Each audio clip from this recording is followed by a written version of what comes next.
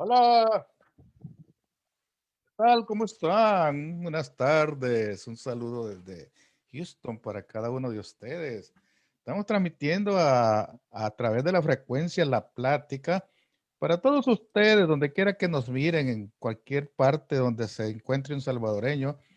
Queremos llegar a cada uno de ustedes y si usted tiene la amabilidad de compartir este video, gracias. Donde quiera que lo pueda compartir, le vamos a estar muy agradecidos. Vamos a platicar un rato con un joven de El Salvador sobre un tema importante que se llama cómo la pandemia se ha utilizado en una forma política. ¿Cómo es que se ha usado? También estamos estableciendo contacto con Moisés Rivera desde El Salvador y vamos a entrar en un momento a conversar un poco sobre las diferentes situaciones. Moisés Rivera, buenas tardes, ¿cómo estás? Buenas tardes, Luis, solo quiero ajustar la cámara. Creo que ahí.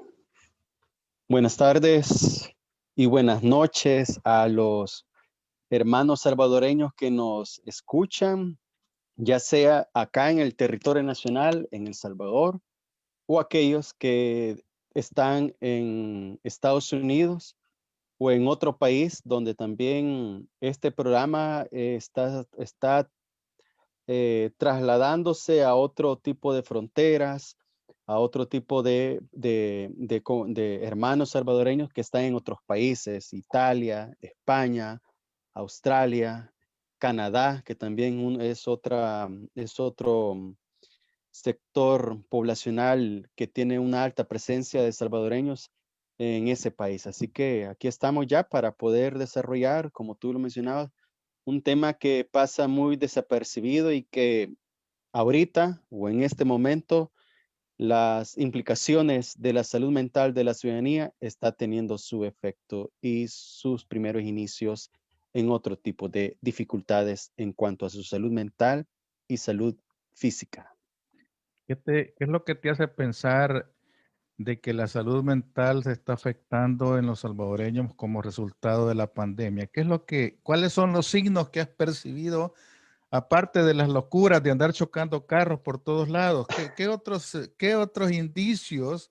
La gente ha salido después de estar encerrado muchos meses, como cuando liberas a una mascota, ¿verdad? Que la has tenido Correcto. encerrada en una jaula y le quitas la cadena y la dejas que salga, sale como soy libre y qué, ¿verdad? Y los salvadoreños no Sí. son la excepción, pero ¿cuáles son los signos que has percibido para que digas que la salud mental de los salvadoreños en este momento está deteriorada? Fíjate que primero yo tengo dos padres que hacen uso del sistema del Seguro Social.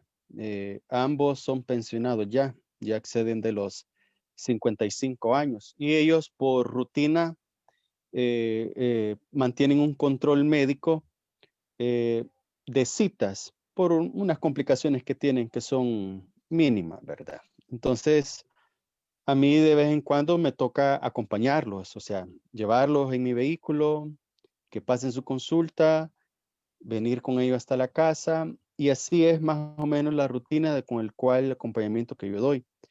Y la opinión de los doctores, porque tengo la oportunidad de platicar con algunos doctores, algunas enfermeras, de manera directa con el personal que está no solo en primera línea, sino que en la atención de emergencia, en este caso del Seguro Social que está en Prado de Venecia, Soyapango, y confirma y ratifica lo que los profesionales de la salud mental veníamos vaticinando hace unos 3 o 2 meses, el hecho del aumento de las enfermedades psicosomáticas relacionado a esta condición de estrés, a esta condición de pandemia y sobre todo ese mal manejo que se hizo. Por ejemplo, hay un aumento muy significativo en el tema de los problemas gástricos. Estamos hablando de úlceras, colitis nerviosa, por ejemplo, problemas digestivos, estreñimiento.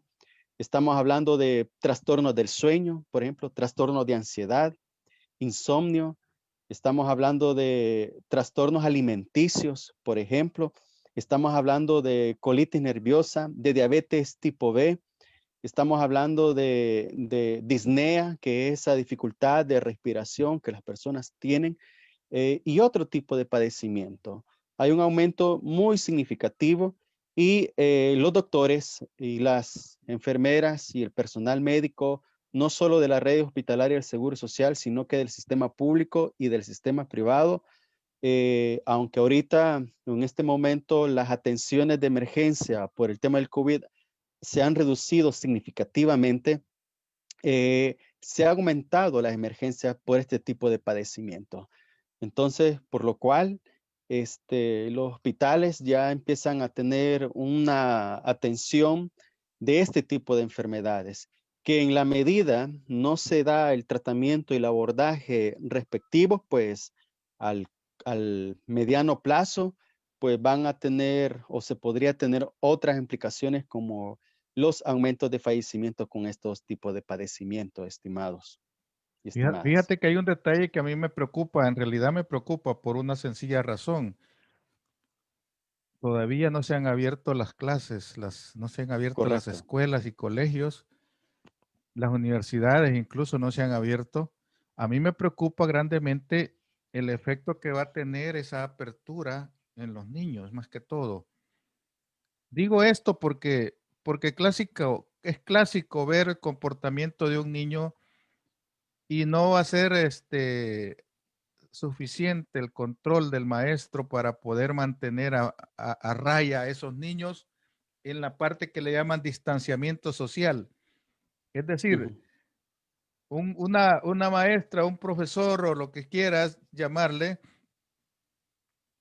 manejando 40 niños en un aula. Con un distanciamiento social no va a ser posible tener 40 niños hoy. Va a ser Correcto. necesario tener 20, ¿verdad? Y Y fíjate que turnarlos. las afectaciones en la salud mental de los adultos va a ser muy diferente en el tema de los niños.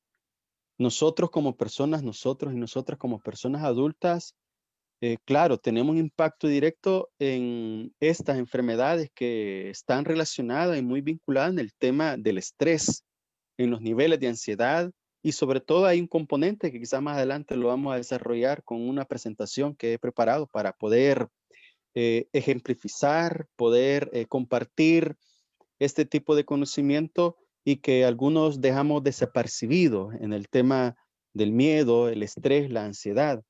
La ansiedad en los niños, en la niñez, como he dicho, está afectando de manera directa, de diferentes formas. Por ejemplo, lo que tú mencionabas, el hecho de estar o haber pasado 4 meses plenamente encerrados y que los padres con los pocos recursos que tienen y el poco conocimiento en el tema de poder desarrollar actividades complementarias, lúdicas, recreativas, se han disparado los índices de depresión en niños y niñas.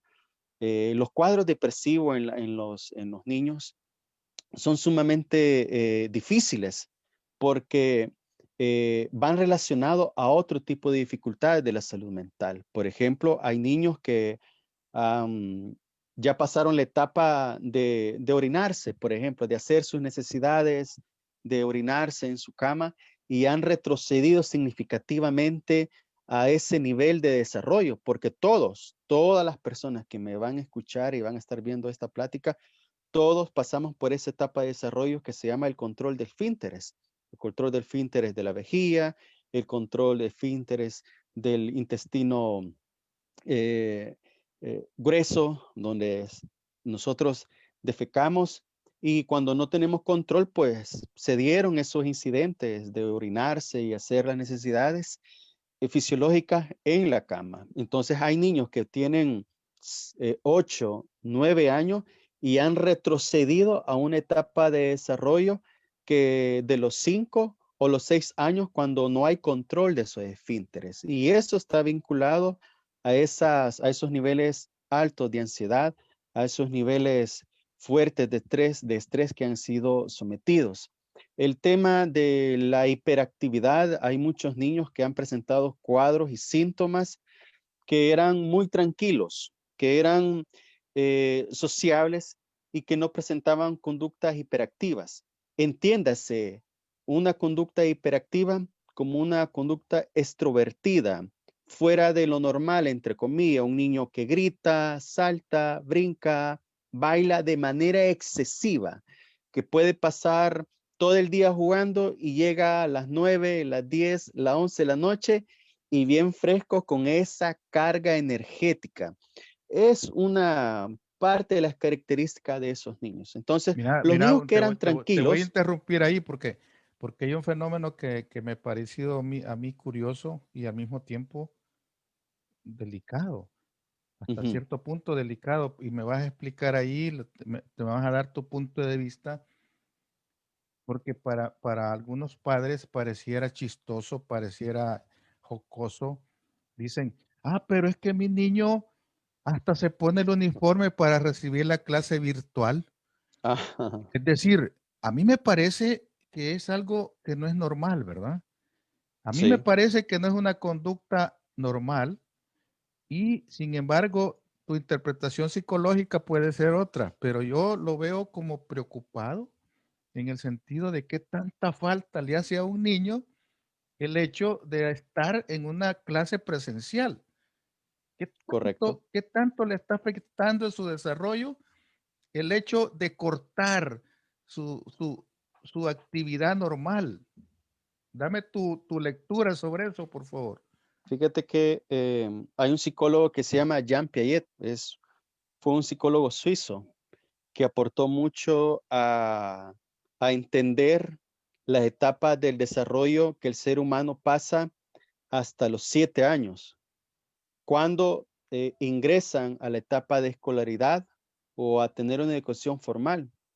Y él establece que la socialización de los niños con otros pares, o sea, con otros niños en entornos controlados, el pasaje en la colonia, en iglesia, en la comunidad, en la escuela mismo, fortalece el desarrollo de esas habilidades sociales, la comunicación, la escucha activa, la socialización, los fortalecimientos de lazos de amistad, el tema de la afectividad que también se va generando desde allí, la solidaridad y la cooperación que los niños hacen a esa edad en una etapa preescolar.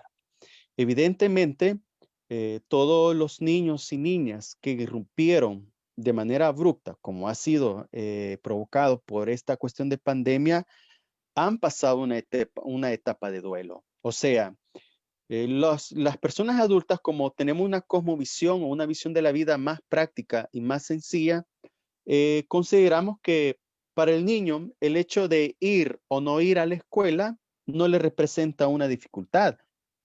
Pero cuando es impuesta por una condición de salubridad que ha provocado el tema de la pandemia, como ha pasado El Salvador y todos los países a nivel del mundo, tiene implicaciones y esas interrupciones de la sociabilidad, de la interacción que los niños pueden tener. Y evidentemente, como es una pérdida significativa de ir a la escuela, del recreo, de jugar pelota, de socializar con sus compañeros y amiguitos, amiguitas, es una pérdida significativa. No solo es una cuestión simbólica que el niño pueda decir, ah, qué bueno, ¿verdad? No voy a ir a la escuela y este día pasó. Pero como fue un tiempo demasiado alto y prolongado, esas afectaciones y ese corte ha generado esa etapa de duelo, porque hay que concebirlo de esa manera. Incluso nosotros como personas adultas que frecuentábamos lugares de esparcimiento y de socialización, las iglesias, los cines, algún bar, alguna discoteca, con la misma familia que podríamos tener en otros estados o en otros departamentos o en otras comunidades, esa interrupción ha sido bastante difícil y ha costado procesarla nosotros que somos personas adultas. Ahora bien, como la mentalidad del niño no interpreta de procesos, sino interpreta de relaciones. Y el hecho de ya no ver a su compañerito, a sus compañeritas, a sus amigos, a sus amigas del grado y de la escuela, la maestra, ha provocado, como he dicho, esos grados de ansiedad y depresión sobre esa interrupción bastante fuerte que ha tenido. Como te decía, hay algunos niños que se han hecho sumamente hiperactivos. Ha habido una poralidad, o sea, han habido casos que son de manera diferente, o sea, que han habido niños que han sido hiperactivos en escuela, en los colegios, pero con este encierro han caído en una etapa de inacción y dificultad por las mismas condiciones. Entonces, este psicólogo, como mencionaba, Jean Piaget, establece que el proceso de socialización de los niños es necesario porque ellos van aprendiendo todos esos valores que que la iglesia, la escuela, la comunidad, la familia nos introyecta a partir de esa interacción social que las personas tenemos a un nivel de niñez.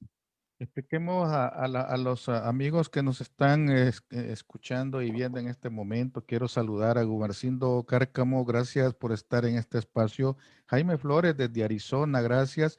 Cheno Cruz desde California, muchas gracias, Cheno. Elmer Bernal, saludos. José María Sandoval, saludos. Un No sé de saludo a dónde me ellos escucha, también. pero gracias. Buenas tardes, saludos, Gumercindo Cárcamo desde San Vicente, nos saluda, gracias, Daniel Vázquez desde Houston, Juan José Serna, mucho gusto, no sé de dónde me saluda, pero gracias, Soledad Gómez, gracias desde California, gracias, Jensi Yauxigual, siempre tengo problemas para pronunciar este de Jensi, pero sé que significa guerrera, ¿eh? Ah, Pero tengo problemas de Jensi pronunciación, Yauxigual. Yauquiwaltz, Ya, Yauqui, Yauquiwaltz, ¿es un nombre en Yauquiwaldi. náhuatl o qué? Sí, ha de ser nahual, quizás de alguna zona norte de México o Suramérica, es donde más utilizan las ¿Los terminaciones aztecas o TL, el mayas? tlat. O Un mayas. saludo a Jensi. Ajá. Pero Gracias excelente, por estar gracias, en saludos, sintonía Jensi. acá. Gilberto Martínez, mucho gusto, gracias. Susi Liz Bonilla, muchas gracias. Aquí está su espacio para el viernes. Gracias, Susi.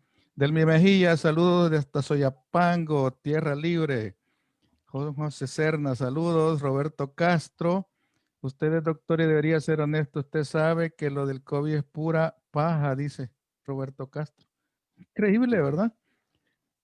Mi estimado Roberto Castro, nuestro amigo invitado no es doctor, es psicólogo, ¿ok? Soledad, saludos. Está aquí Alemir García, gracias. Bar Pérez, saludos. Eduardo Beltrán, saludos. Vicky Figueroa, saludos.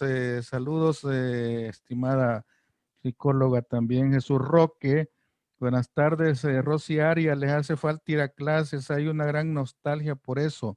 Usa el uniforme para sentirse como que está en la escuela. Y el niño de parvularia porque está en una etapa preoperacional, dice Rosy Arias. Ya lo vas a definir, Moisés. Sí. Preoperacional, dice Rosy Arias. Saludos. Rodríguez Adolfo Pedro, saludos desde La Libertad. Mucho gusto. Carlos Barahona, saludos. Saludos, Moisés y Luis Alonso. Gracias, Jensi. Rodríguez Igual. Adolfo, calidad en la plática. Gracias, Vicky. Recordemos que somos seres biopsicosociales. dice Vicky Figueroa. Ella es una psicóloga también. Pedro Granado, saludos Saluda a la desde colega. San Miguel, don Pedro. San Héctor Monge, saludos. Alemir García, saludos.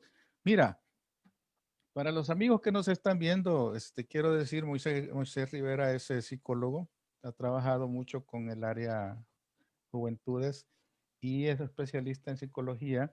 Y quiero hacer una pregunta que puede parecer hasta tonta, pero realmente los niños sufren de depresión, Moisés. Sí, sufren bastante y como te decía, ¿Cómo se deprime un niño? el Pues si uno dice, y un niño, si un niño que sabe, si él no sabe de que sabe, problemas, él no sabe de pagar cuentas, él no sabe, ¿qué puede saber? Explicarle a la audiencia, por favor, desde el punto de vista psicológico, que un niño también se deprime. bueno, las, eh, la depresión en los niños, como mencionaba, es muy diferente a la que nosotros pasamos como personas adultas. Las personas adultas se nos evidencia en nuestro lenguaje corporal, en nuestra mirada, en nuestro tono de voz, en nuestra actitud.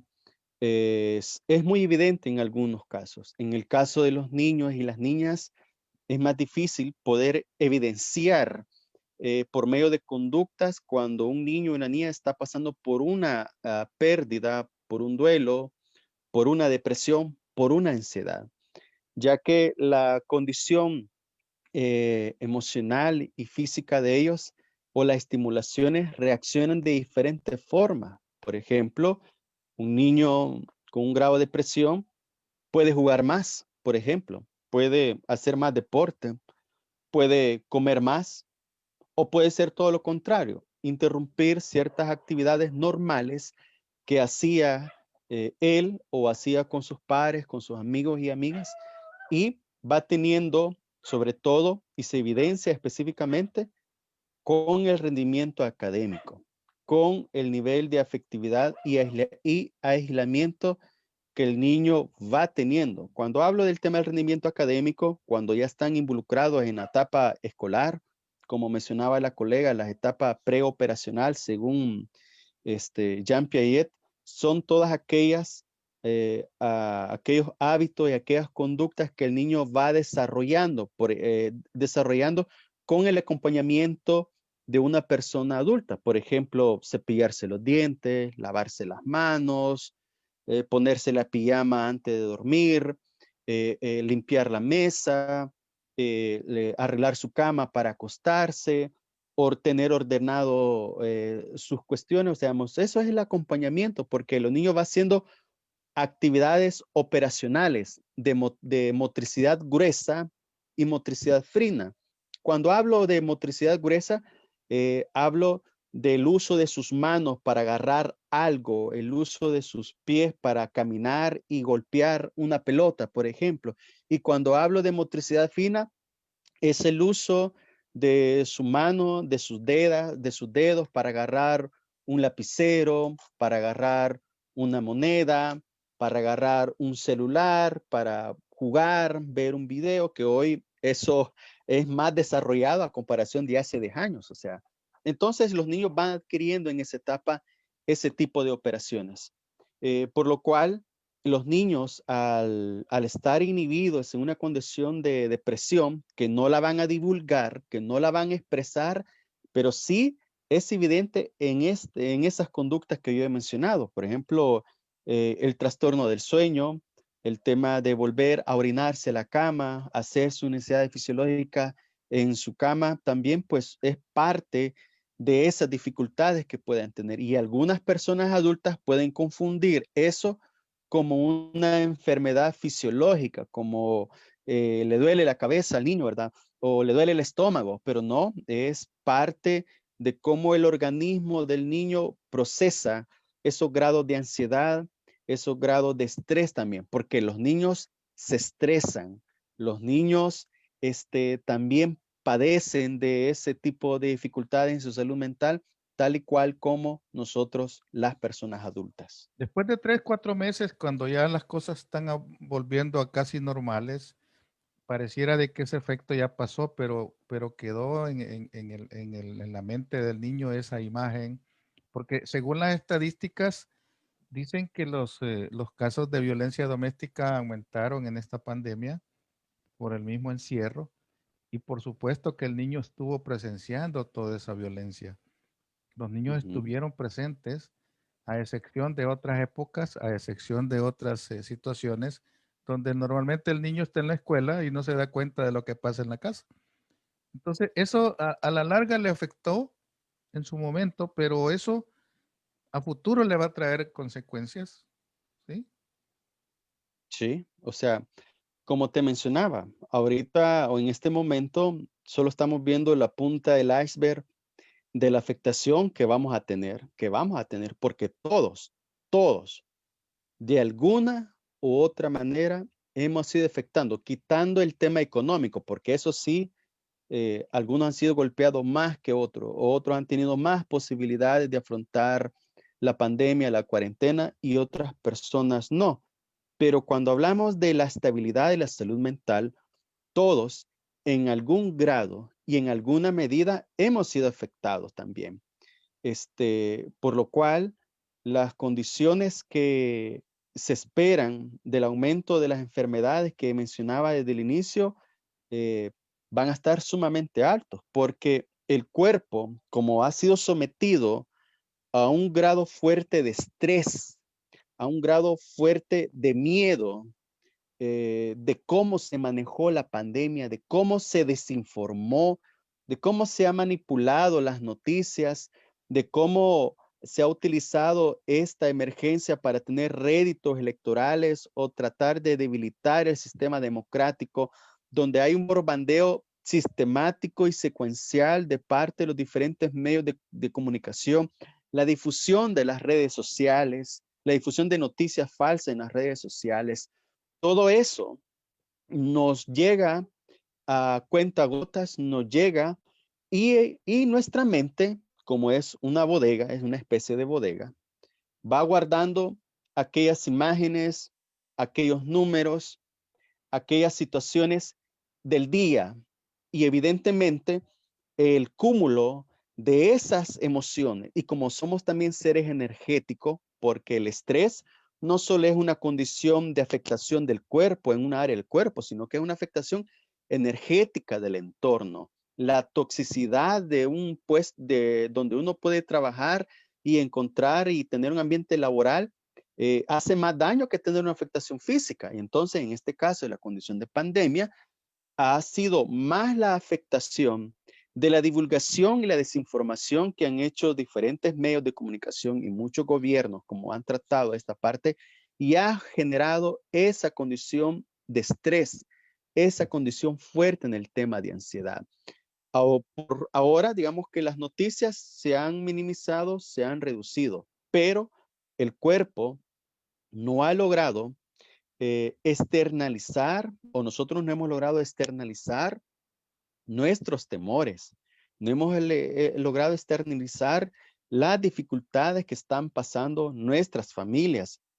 Se nos dificulta poder buscar ayuda. Por ejemplo, hay más, imagínate que acá en el país eh, las personas pues prefieren pagar hasta $300 por una cura de un chamán, de un brujo, una bruja, o que alguien les tire la carta, le hagan la prueba del puro, le vayan y le hagan la limpia le hagan la limpia con hierbabuena y todo eso, y no deciden poder visitar a un profesional que le puede estabilizar emocionalmente esas dificultades, porque tenemos esa mala cultura, especialmente los salvadoreños, de ser muy inmediatista. Me siento mal, yo quiero ir al médico y quiero que la solución sea ya, rápida. Quiero que me solventen eso. Y por eso las personas creen más en otras cuestiones más de magia, magia blanca, magia negra y todo eso, y no abocarse a los centros de salud o a los profesionales de la salud mental para poder buscar el equilibrio y sobre todo en las condiciones que todavía no espera afrontar. Por ejemplo, hay familias enteras acá en el país que de 5 que vivían en una casa, 3 eran empleados y ahora pues los 5 están desempleados completamente. O sea, el estrés de lo que está dejando todo este tema de crisis, del tema de la pandemia, es más fuerte. Y sobre todo, cuando todavía muchas personas tienen puesta su esperanza eh, plenamente en este gobierno, en la administración de este gobierno, y no les va a solventar nada. O sea, yo quiero ser franco eso, pues, o sea, dicen, pues estamos afrontando una situación fuerte, hay empresarios, microempresarios, hay emprendedores que dicen, pues así sobrevivimos, pero ya va a venir el fondo para los microempresarios, para los emprendedores, pero no les va a llegar, no les va a llegar la ayuda, el salvataje que necesitan para poder sobrevivir económicamente en lo que resta del año. Y evidentemente, en la medida que una persona tiene mayor expectación de recibir ayuda de una determinada persona, en este caso del gobierno, y en la medida vaya avanzando, así como es la expectación, así va a ser el hoyo fuerte en el que va acabando, donde estas condiciones emocionales que estamos hablando les va a tener afectaciones. Van a pasar de alguna otra manera complicaciones en su salud física y sobre todo en su condición de salud mental. Fíjate que te voy a comentar de algunos casos para ilustrar, para que vean cómo la mente condiciona el cuerpo y cómo todo esto está dificultando. Muchas personas han quedado con una condición de miedo de ir a visitar a un hospital, miedo de ir a visitar un establecimiento de salud público, una clínica, clínicas privadas. La gente, muchos tienen pánico de salir a lo mínimo en la acera de la casa por todo ese condicionamiento y toda esa programación neurológica en el cual han sido sometidos la población entera, y en este caso el país entero, y en algunos países más que otros. El ser humano no está condicionado, pero puede ser condicionado. El Correcto, manipuleo, la manipulación, mejor dicho, de esa condición, de hacer lo que él sienta que depende de papá gobierno, provoca un problema en la persona serio. Sin embargo, correcto, yo creo que esa manipulación lo que está acarreando son consecuencias muy graves. Y yo soy de esas personas que digo, el trabajo que menos quisiera realizar en este tiempo es la de profesor. ¿Por qué? correcto. Porque a ellos les viene una carga fuerte, a ellos les Están viene ya sufriendo una la situación carga. complicada, pero ¿qué tiene que hacerse para preparar a esos docentes? ¿Qué se debería hacer? Ya, preparar psicológicamente a estos docentes para que enfrenten esa situación que les viene, ya sea este año o el otro, pero que la van a enfrentar, la van a enfrentar. Y Correcto. no se pueden ellos hacer a un lado y decir hoy no voy a clase, como decía alguien, pero yo no voy a clase, sí, pero usted tiene que ir porque usted es el profesor, tiene que ir. Ujú. Diferente es un niño, no, yo no mando a mi niño hasta que no vea la cosa normal, dicen los padres, ¿verdad? Así Fíjate dicen, lo que dicen aquí en Estados Unidos, algunos padres. Yo no mandaré a la escuela a mis hijos porque es muy inseguro mandarlos ahora. Y no importa si me mandan a la corte por eso, porque aquí te pueden mandar a la corte como padres por no mandar a tu hijo a la escuela, sin una causa correcto. justificada. Y dice, no me Los, importa que me lleven a corte, pero yo no voy a arriesgar a mandar a mi hijo a la escuela. Imagínate el grado psicológico de miedo. ujú, correcto. Hola, Sí, te escucho. no sé si me escuchaste lo que te dije. Sí, sí, la afectación del grado psicológico de las personas que Entonces, están haciendo pero, todo lo posible para no ¿qué es lo que llevarlos a la puede escuela a sus pasar? ¿Qué es niños. lo que puede pasar? Graves consecuencias, pero igual, el punto de esta charla, para los amigos que nos escuchan y nos miran, es que tenemos que desarrollar un tema que se llama cómo la pandemia ha sido utilizada políticamente. Y nos fuimos a hacer un preámbulo porque era necesario tomarlo, pero quiero que desarrolles el tema para el cual estamos este día acá, la utilización política de la pandemia. Ese es el tema que quiero que desarrolles. ¿Sí? Correcto. Eh, ¿Quieres alguna lámina? sí, ahí están ya. Ajá. Quizás para mientras se pone la presentación, un comentario en lo que decías. Los docentes, em, el personal docente acá en el país tiene una carga académica bastante fuerte porque muchas personas, en este caso gran porcentaje de nuestra planta docente de educación pública, no manejaban las diferentes plataformas, no manejaban las diferentes plataformas de educación virtual, por ejemplo, y les ha tocado en el camino reaprender en la manera en cómo se han ido ajustando los procesos educativos acá en el país y grandes esfuerzos hacen muchas personas en cuanto a poder preparar el material y pues muchos padres de familia también desmeritan esa labor del cuerpo docente y hay que reconocer también que ellos han sido otros profesionales que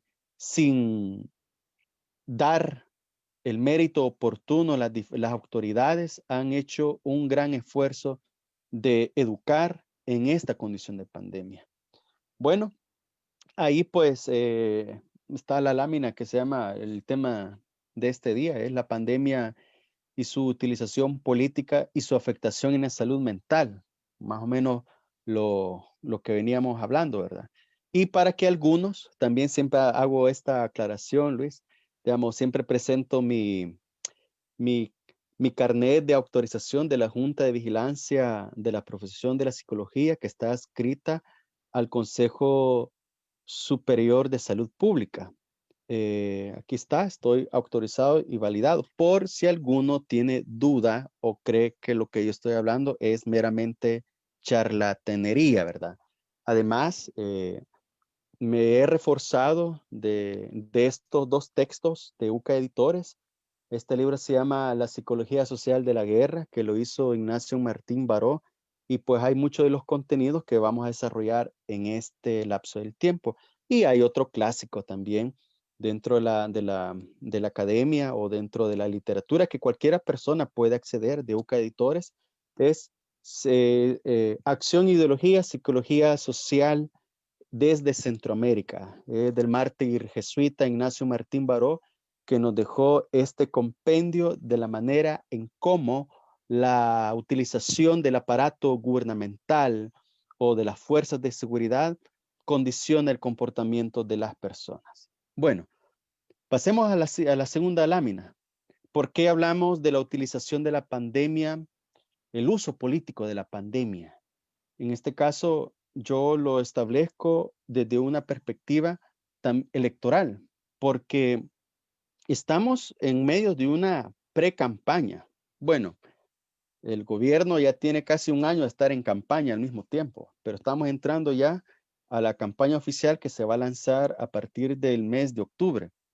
Y cuando la atención sanitaria de un problema de salud pasa a ser utilizado con fines meramente electorales, por ejemplo, lo que se pretende y se quiere hacer desde ese control o de esa perspectiva electoral es tener el control de los medios de comunicación y las redes sociales.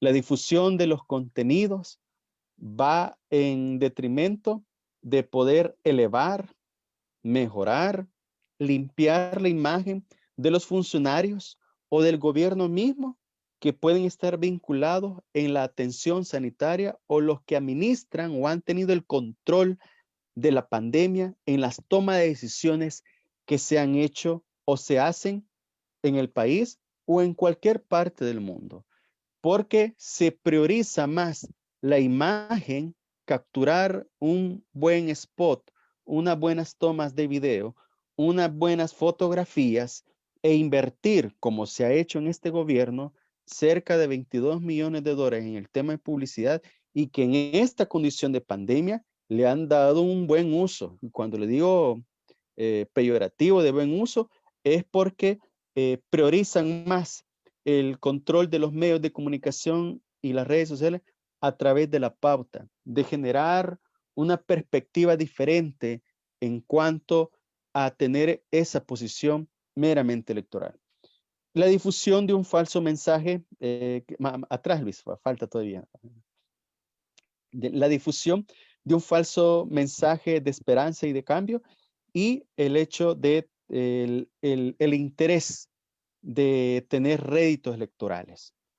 Toda condición con el cual se aborda un tema de pandemia, un tema de salud pública, va con el fin no de tener el bienestar, como se cree y se dice a través de la propaganda oficial, sino que va en detrimento de fortalecer y posicionar el interés electoral y tener más adeptos de cara a las próximas elecciones. Pasemos a la siguiente lámina.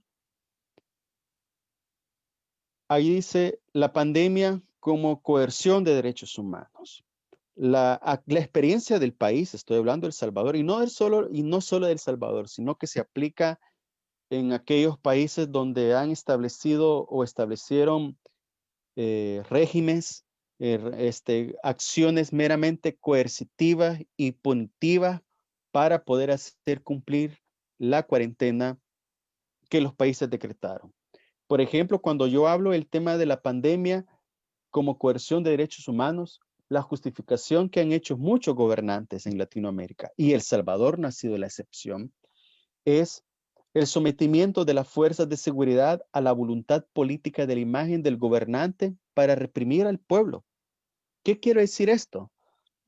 Que muchos gobernantes se han aprovechado para someter las fuerzas de seguridad, llámese policía, llámese ejército, llámese Guardia Nacional, por ejemplo, en Estados Unidos, que existe esa figura de control y que en este caso el presidente Trump ha hecho uso, no para menguar y generar un tema de diálogo, sino que es una acción meramente represiva que él ha utilizado, por ejemplo, en la protesta en Portland, en Oregon, de cómo ha coercionado la libertad de expresión en plena pandemia para que las personas no expresen su malestar en esta condición en Estados Unidos por una cuestión de racismo que sigue afectando a las personas afroamericanas.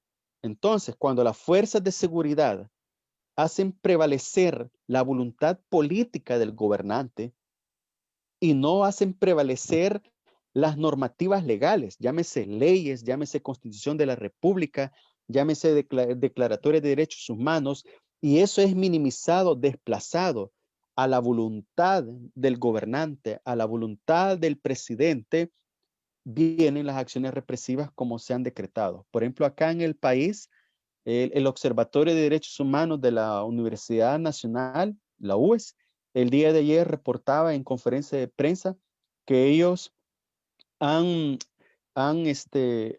tomaron y reportan cerca de más de 2.300 vulneraciones de derechos humanos que se hicieron en plena pandemia y que hasta este día todas esas violaciones que se hicieron, los mecanismos de seguridad, que en este caso están a control del gobierno, no le han dado vialidad para poder dar una explicación y puedan responder hasta la instancia respectiva de ese tipo de vulneración que sufrieron cientos y miles de salvadoreños, desde arrestos utilizando la fuerza pública, de utilizar los centros de contención como un castigo, por ejemplo, y otro tipo de acciones. La restricción de derechos fundamentales como la libre movilidad, la asociación y la libertad de expresión. Porque esos derechos son fundamentales para poder expresar la ciudadanía ese tipo de inquietudes. En otros países han sido meramente represivos.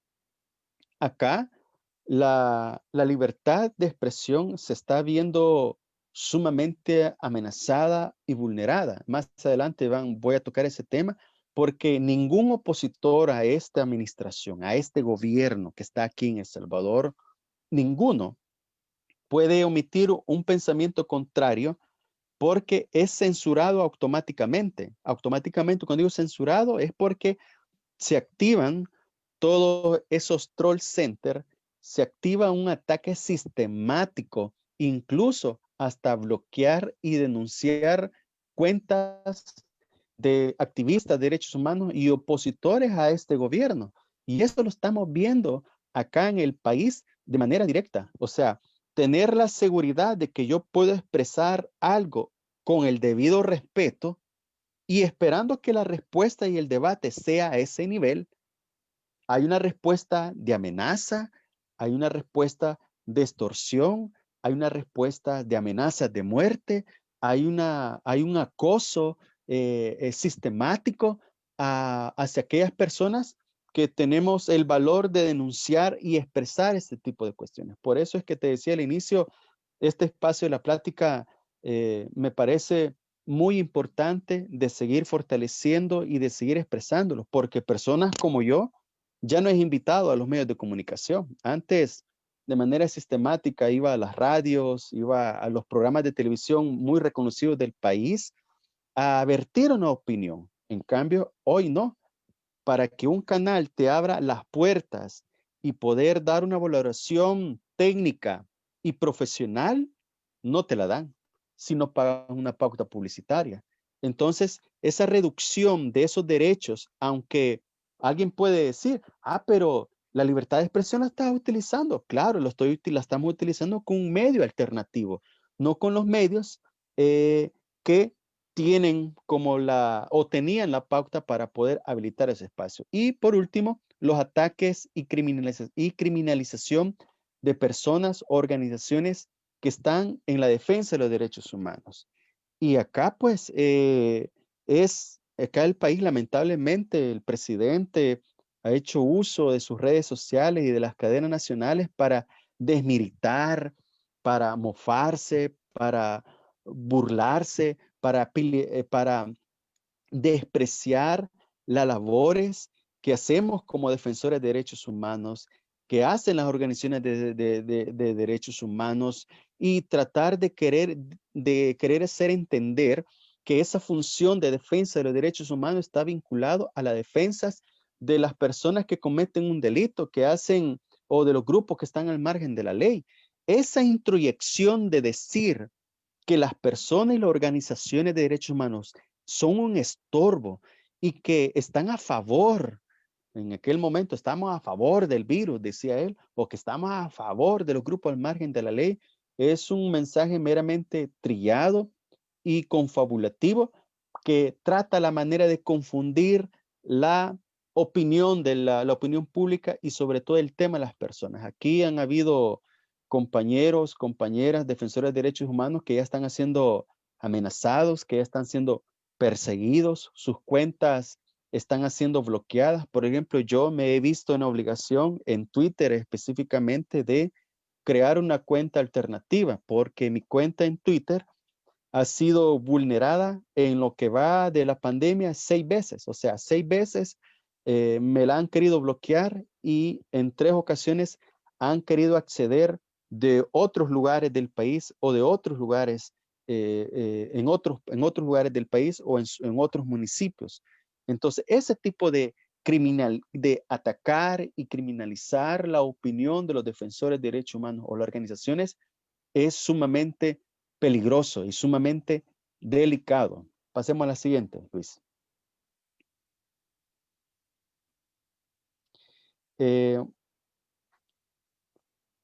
La pandemia eh, para el debilitamiento democrático. Y es aquí donde, estimado y estimada, hay que ponerle ojo. Porque ahorita solo estoy explicando cómo se ha utilizado la pandemia con fines meramente políticos. Y luego vamos a ver la otra parte de cómo esa utilización está teniendo ya la afectación en la salud mental y cómo nos ha programado de reaccionar ante estas situaciones.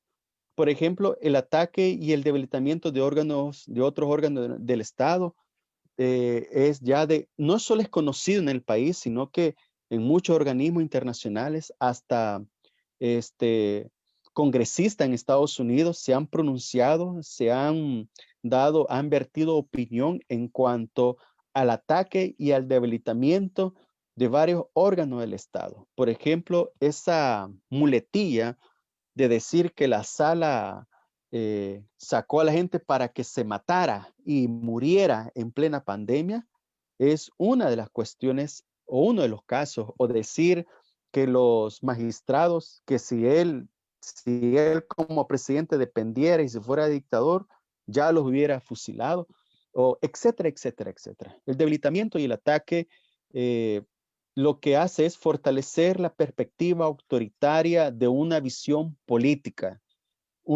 autoritaria que el país vivió más de 60 años. O sea, a mí en verdad me cuesta concebir cómo el país desde 1932 hasta 1979, que fue el último gobierno militar, fueron más de 45 años que el país tuvo una de las dictadura militar más larga, o sea, que estuvo en el poder más letal y más sanguinaria del continente y del mundo, y muchos y muchas aún justifican en esta condición de pandemia el uso represivo del ejército y enaltecen a una imagen institucional cuando está cargada de muchas acciones de vulneración de derechos humanos. El ataque y el debilitamiento de otros órganos del Estado, ya lo he mencionado, el bloqueo y el ataque de las libertades de expresión de la opinión de opositores. Aquí muchos pueden decir, como lo decía anteriormente, ¿verdad? Es que no hay dictadura porque todos pueden expresar y pueden decir lo que ustedes quieren. Claro, pero ya no tenemos acceso a los medios de comunicación, eh, a una radio, una estación de radio, a un canal de televisión, a un programa de televisión. Ya no tenemos ese acceso que pudiera, y aquellos que todavía logran tener esos espacios mm, se restringen para poder hablar de ciertos temas por no pagar el alto costo político de expresar algo en contra de este gobierno. El uso político de las fuerzas de seguridad para coaccionar y perseguir opositores. Lamentablemente, aquí los primeros que están siendo afectados, para aquellos que no sabían, es el gremio periodístico. El gremio periodístico o los periodistas de diferentes medios han sido objetos de persecución, han sido objetos de robo, han sido objetos de seguimiento y han sido denunciados en las respectivas acciones. Por ejemplo, el día de ayer, el periodista Héctor Silva Ábalos, hijo del ex alcalde de San Salvador, Héctor Silva, le robaron o sea, le rompieron el vidrio en su vehículo y le robaron su computadora de uso personal que utiliza para las investigaciones. Una periodista de Gato Encerrado, de igual manera, reportó hace un mes que mientras daba cobertura a una conferencia de prensa en casa presidencial, en ese momento llegaron a su casa, a su departamento, abrieron y hurtaron la computadora que ella utilizaba y tenía mucha información. Y así han habido otras cuestiones. Y esto es solamente el inicio, estimados. Ahí hay un poema que alguien lo escribió en la época cuando los nazis empezaron a tomar el poder. Solo lo voy a parafrasear. Decía que cuando vinieron por los sindicalistas, él no se preocupó y no dijo nada. Cuando vinieron por los estudiantes y los obreros, él no se preocupó y no dijo nada. Cuando vinieron por los defensores de derechos humanos, él no se preocupó y no dijo nada. Pero cuando vinieron por él, ya no había nadie para que denunciara y lo defendiera. En esta condición, lo que yo estoy planteando es que ahorita o en este momento, el gremio, la prensa local, especialmente los medios que han ejercido una investigación fuerte de los últimos casos de corrupción que se han señalado en esta condición de pandemia a este gobierno, están siendo objeto de todo esto, lo que he mencionado. Luego van a ir los sindicalistas, luego van a venir por los estudiantes universitarios, por el movimiento social, por los defensores de derechos humanos.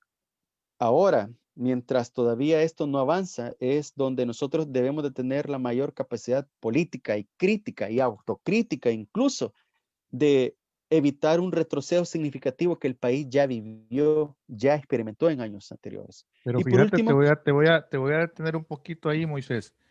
Hay una parte que la población no alcanza a veces a comprender, y eso no lo digo en una forma despectiva, sino que es una realidad. Y te lo voy a plantear de esta manera. El gobierno, como encargado de la parte del manejo mediático, está, en primer lugar, debilitando a los medios, quitándole a sus mejores piezas. correcto, como ya ocurrió, está Eso ocurriendo acá, eso lo hizo recién el gobierno empezó a funcionar, empezó a contratar a personajes de las comunicaciones para que manejaran sus ministerios, para que manejaran las secretarías en el área de comunicacional. Eso lo único que consiguió fue quitarle fuerza a esos medios, porque eran correcto, gentes experimentadas. Y hoy está en la segunda etapa, donde le está quitando a las mejores piezas a los medios tradicionales para formar un equipo de comunicación propio. correcto, ¿Me explico? Y esa parte como que la gente no lo está captando, que lo que está tratando es de hacer un monopolio de comunicación para contraatacar, debilitando a los medios porque le va a quitar a sus mejores piezas, y para que un presentador de televisión o un comunicador de radio se desarrolle, necesita años. No lo hacen en un correcto. primer año.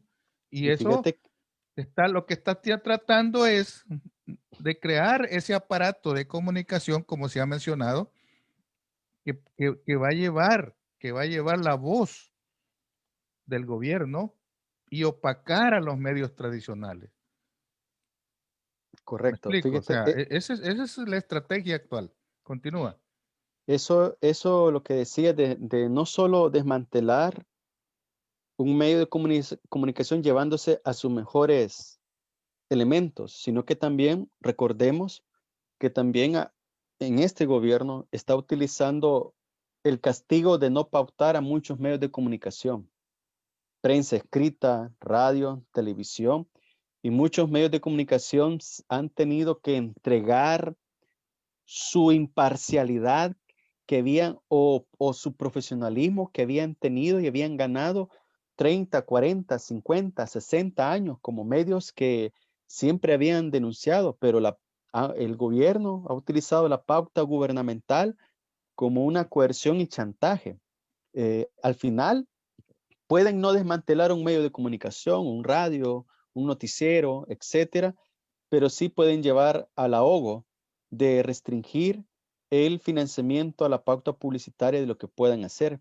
Entonces, eso es sumamente preocupante también. Y lo que tú mencionabas al inicio, el hecho de que las personas no logran comprender, es el último punto de lo que habla de la pandemia para el debilitamiento, debilitamiento democrático, la masificación del aparato propagandístico y pago de publicidad para desprestigiar organizaciones de derechos humanos, academia, medios de comunicación alternativos, etcétera, etcétera, porque ya no, la publicidad ya no solo va condicionada a que tengan un trato preferencial, a que las entrevistas pueden ser preparadas, a llegar 2, 3 veces a la semana a decir el mismo discurso, sino que también va en función de posicionar mentiras como verdades absolutas. Y es ahí donde el debilitamiento de la democracia en una situación de pandemia que el país está experimentando es sumamente delicado.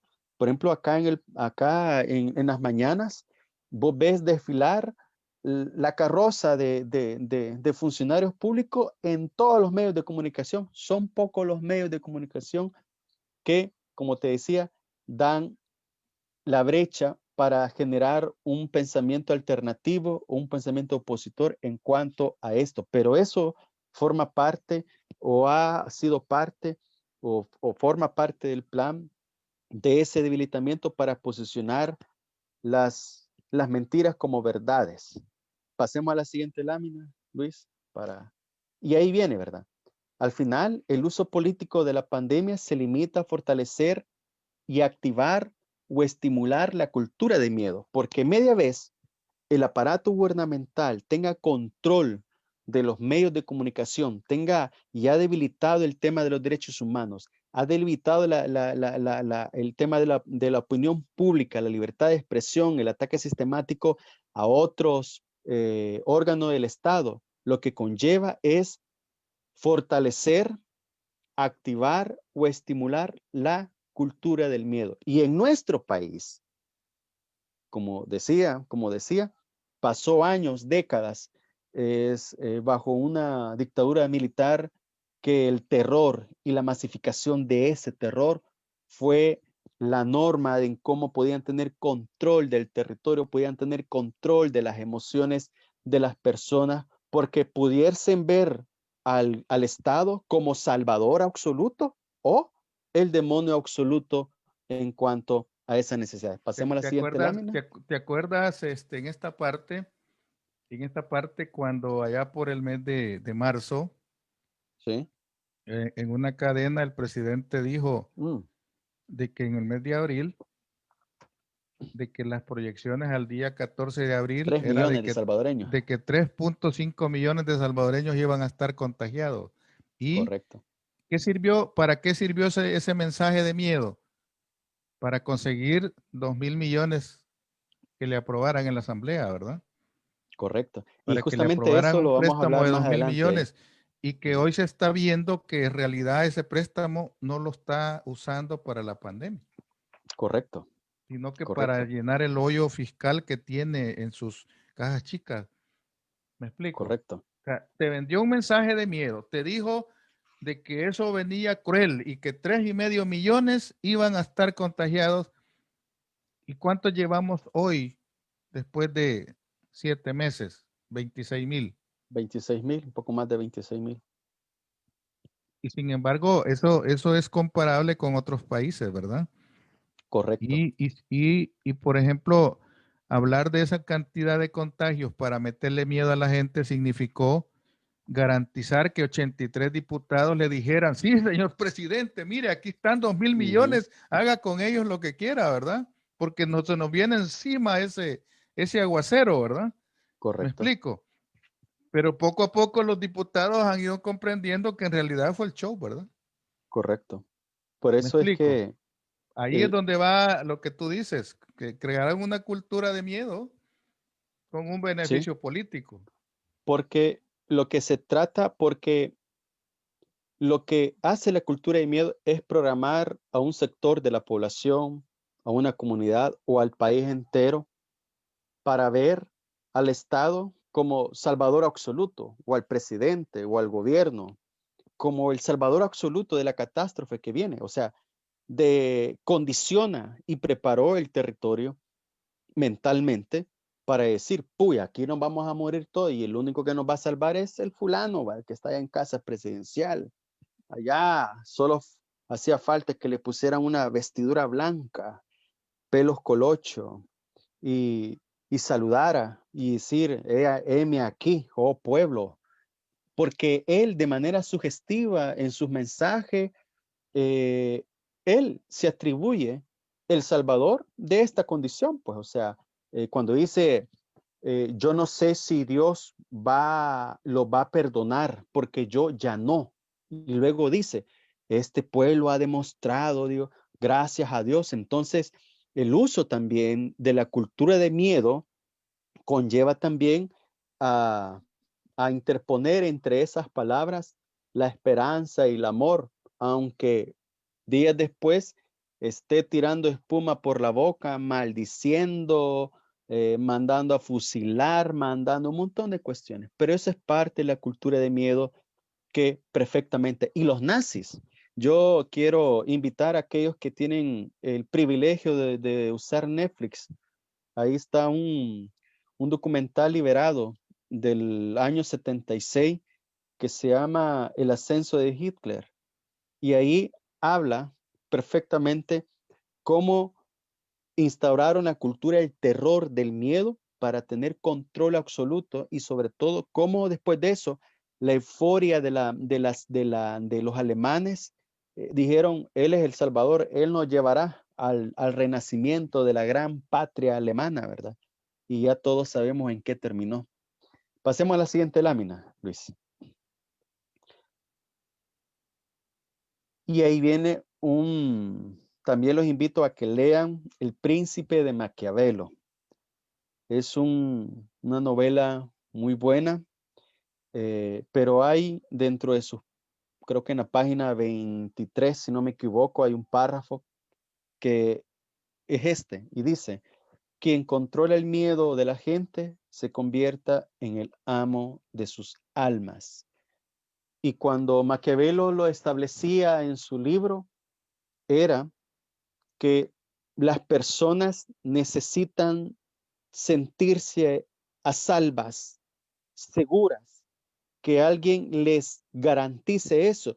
Y no importa qué es lo que tiene que hacer, y no importa cómo lo debe de hacer, y no importa con quiénes lo debe de hacer, media vez me garantiza intrínsecamente entrego la voluntad de mis emociones, de mi pensamiento, de mi crítica, de mi autonomía como persona. Y en este caso, también la salud mental se le entrega a un gobernante de la manera en cómo maneja los temas de país. Y en esta condición de pandemia no ha sido la excepción. Ese Hablo es esta en la igual a, condición del ese es miedo igual a para... aquel, mira, ese es igual a aquel defensón en un partido de fútbol que te pega una patada en la mera chimpinilla, te tira al piso Ajá, y después te da la mano y te levanta, ¿verdad? y te lleva del hombro a la orilla de la cancha. Y te abraza y te lleva para la camilla, ¿verdad? Ujú, Después que te había dado la tremenda patada en la chimpinilla, ¿no? eh, Exactamente, ese es el ejemplo. correcto. O aquel que te fractura las piernas y después te regala una silla de ruedas, ¿verdad? Ujú. Ahora, Exacto, sí, ahora sigue. ya desarrollamos la primera parte de cómo se ha utilizado la pandemia para socavar la democracia, los derechos humanos, los medios de comunicación, la libertad de expresión. Y ahora vamos a hablar del aspecto psicológico, cómo toda esa vaina, porque alguien va a decir, y me imagino, pues, ¿cómo es posible que a mí eso no me afecta, va, que el fulano, el presidente, eh, le vuele riata todos los días a la asamblea, a la sala constitucional, al Faro, Factum, a Mauricio Funes, etcétera? A mí no me afecta en nada. O eso es mentira lo que está planteando Moisés. Por eso es que voy a iniciar esta parte para explicar, tratar de explicar lo que decía Maquiavelo en su libro El Príncipe. Quien controla el miedo de la gente se convierte en el amo de sus almas. Y aquí voy a hablar del factor miedo. Pasemos a la siguiente lámina. La fisiología del miedo. Estimados, estimadas, yo aquí sí quiero que paren bien las orejas y abran bien los ojos y le den volumen al audio de la computadora o del teléfono que tenga en sus manos, porque esto es elemental y básico para poder entender y comprender ese condicionamiento con el cual nos han programado, nos han condicionado históricamente, pero hoy más que nunca eh, es evidente porque hay un descaro desmedido de cómo se está manipulando, de cómo se ha manipulado la opinión pública a las personas a partir del miedo. Y voy a explicar la fisiología de cómo es el miedo, cómo se reactiva. Entonces, el miedo es, eh, quiero decirles que psicológicamente las personas somos como una hoja en blanco, ¿m? Una página de papel bond. El miedo es aprendido. El miedo se aprende en el camino, en esas etapas de desarrollo de la niñez que hablábamos. El miedo no es natural en cierta medida, sino que es condicionado, se estimula. Uno puede ver, uno puede escuchar y el cuerpo reacciona fisiológicamente. Hay una reacción fisiológica que las personas, ¿por qué se están enfermando tanto? ¿Por qué algunos más que otras les afectó la pandemia? ¿O por qué otras han reaccionado de manera diferente? Es porque justamente la fisiología del miedo está intrínsecamente relacionada en todos los factores políticos, de salud y sobre todo de salud mental. Pasemos a la siguiente, Luis. Bueno, ahí voy a explicar. He hecho ese diagrama para poder comprender o para que puedan comprender eh, cómo el cuerpo reacciona, cómo el miedo opera en nuestra psique, en nuestra mente. El miedo, como decía, es una cuestión que se aprende durante los lapsos de la vida. Nos afrontamos a miedos a la muerte, miedo a nunca casarme, miedo a nunca tener hijos, miedo a no encontrar trabajo, miedo a no pagar las deudas, miedo a nunca regresar al país, miedo a nunca ver a mis padres, miedo a que asesinen a mi hermano, a mi mamá. Hay diferentes tipos de miedo. Entonces acá cuando detectamos un peligro, se activa nuestro sistema de alerta, huida y lucha.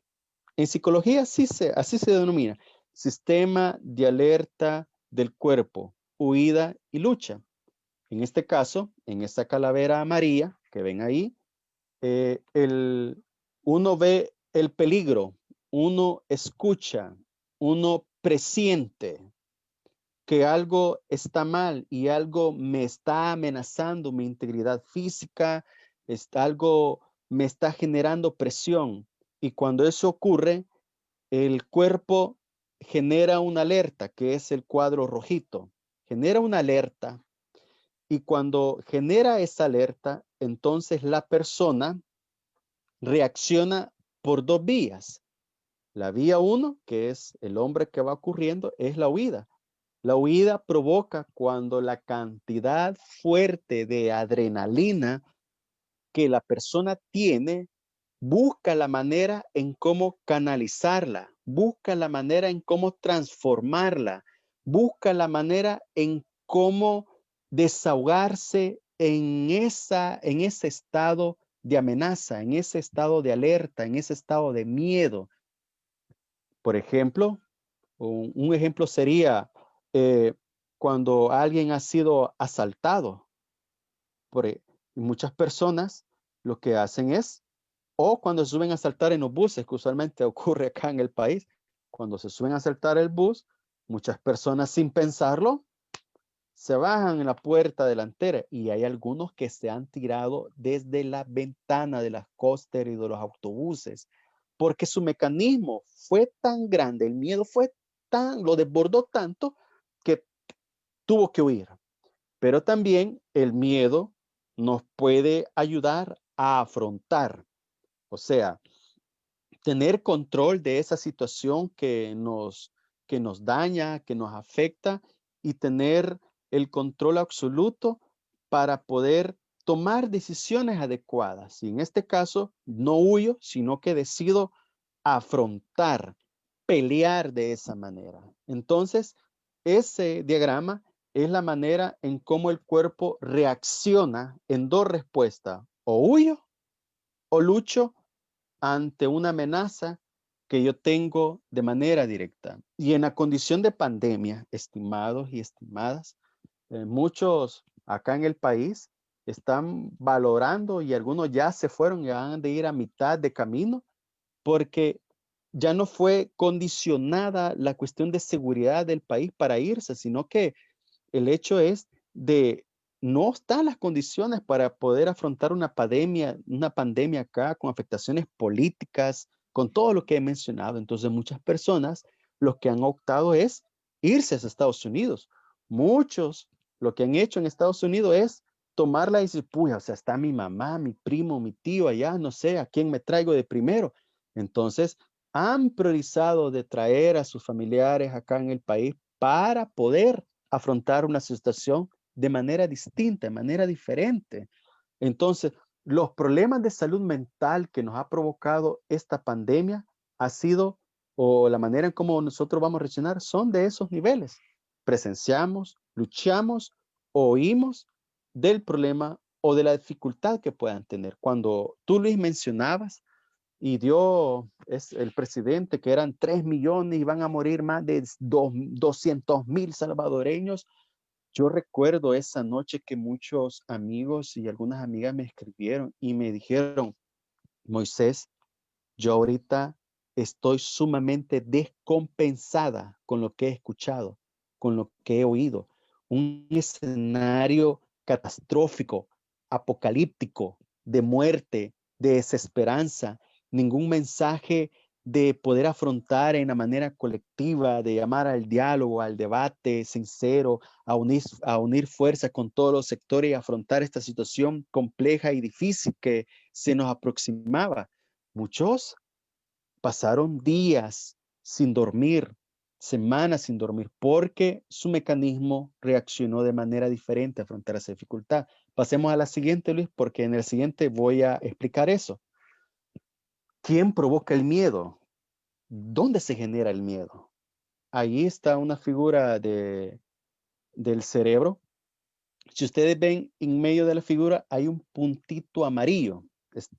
Está en medio, está el hipotálamo y esa cuestión rosadita también, pero esa punta, ese punto verde que alcanzan ver, eso se llama amígdala. Y la amígdala es la que se encarga de controlar las emociones afectivas agresivas. Y eso incluye el tema del miedo. La amígdala es una glándula que segrega sustancias neuroquímicas, genera sustancias como los neurotransmisores que tienen control de esas emociones afectivas o agresivas. O sea, todo sentimiento que uno experimenta en lo largo de la vida, esa amígdala está condicionada muy fuerte. Y evidentemente, una de las emociones más persistentes y permanentes que tenemos el ser humano, y más cuando está siendo estimulado, reactiva el tema del miedo, por lo cual la amígdala provoca el estado que mencioné anteriormente de huida o lucha, lo cual aumenta la presión arterial y y la arritmia cardíaca. O sea, la presión arterial es aquella cuando la sangre viaja más rápida en todo el sistema circulatorio y la arritmia cardíaca es aquella cuando esa presión arterial alta genera la sudoración y esa respuesta fisiológica del cuerpo. Y cuando se dan esos dos factores fisiológicos en el cuerpo humano, genera una sustancia que se llama adrenalina. Y la adrenalina es la que nos hace huir o nos hace luchar. Ese es el funcionamiento básico de la amígdala en la cuestión del miedo. Y como hemos sido bombardeados sistemáticamente por los medios de comunicación, por conferencias de prensa, por noticias falsas, por un montón de factores, y como nosotros escuchamos, nuestro pensamiento procesa las ideas y nosotros por eso se dan las cuestiones de los insomnios, las trastornos del sueño, porque una idea le damos vuelta una noche, 2 noches, 3 noches, 4 horas, 5 horas, 6 horas, 7 horas, y nunca le damos solución a esa dificultad, a ese problema.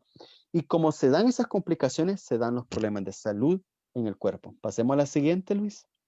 Mira, Ya vamos hay terminando. gente que estuvo encerrada que incluso perdió hasta la noción del día, ¿verdad? Correcto, del tiempo, la noción del tiempo. Es decir, Correcto. llega un momento donde pierde, bueno, ¿y qué día estamos? Ujú, Sucede, correcto. sucedió y eso son consecuencias de esto, ¿verdad? Correcto, es parte de esa cuestión. Okay. Bueno, ahí está otra gráfica con dibujitos de cómo explica lo que he dicho anteriormente. Se activa la amígdala se estimula con una cuestión de peligro, la persona reacciona fisiológicamente Y ahí está el tema de cómo la presión y la arritmia son los factores que el miedo segrega esa sustancia dentro del cuerpo. Pasemos a la siguiente, Mira, Moisés, Luis. pero vos no le preparaste las gráficas al presidente, va. Ah, no. Ahí se desconfiguró la presentación, Ahí no funcionó el PowerPoint, ¿verdad? el PowerPoint, cabal. Dime, ¿qué sigue? Entonces, Difusores de la cultura del miedo. entonces aquí, estimados, ¿quiénes son los que provocan esa cultura? ¿Quiénes están condicionándonos, estimado y estimada?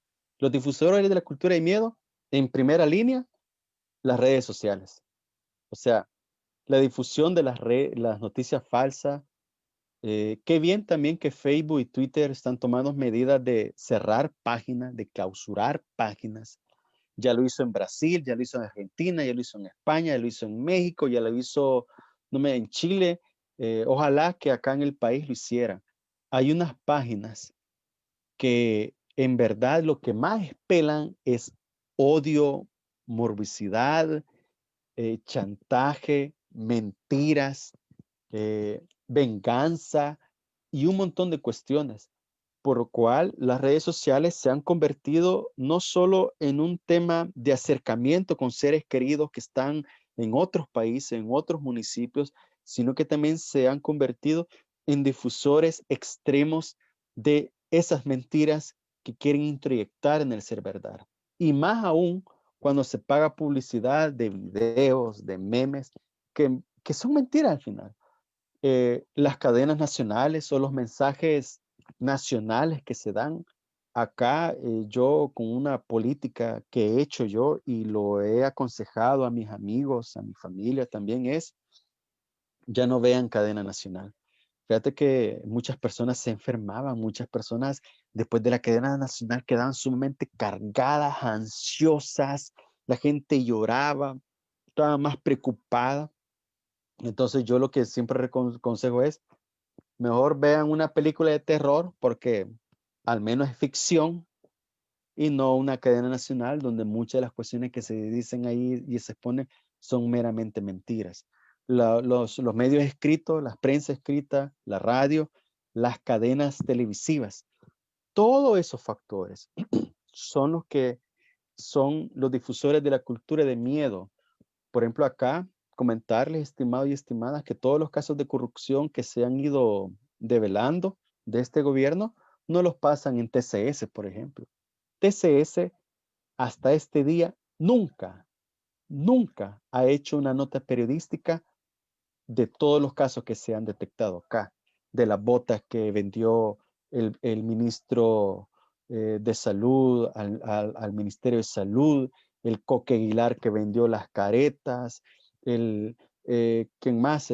La ministra, la comisaria presidencial que contrató a su hermana, que le aprobaron un crédito, la injustificación que ha hecho el MAC de los 30 millones de dólares en tema de compra de alimentos, o sea, todo eso Es que se ha no estado tiene viendo. sentido que ellos pudieran estar divulgando algo que pueda afectar a quien le paga, porque Correcto. TCS es el que tiene los derechos exclusivos para transmitir la cadena nacional, ellos la producen, Ujú, ¿ya?